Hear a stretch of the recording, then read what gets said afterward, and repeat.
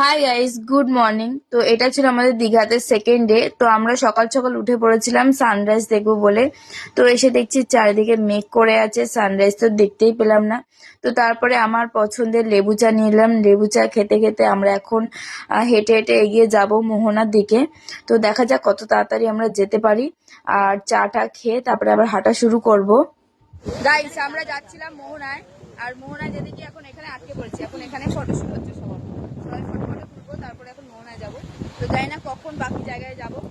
তো দেখা যাক কতক্ষণে যাওয়া যায়। আমরা আছি এখন এখানে, আর মোহনার ঠিক ওই জায়গাটায়।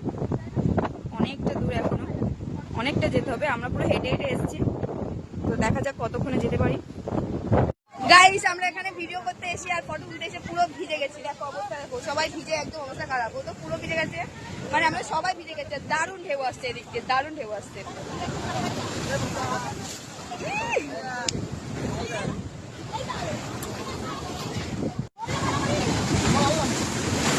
তুলবি তো?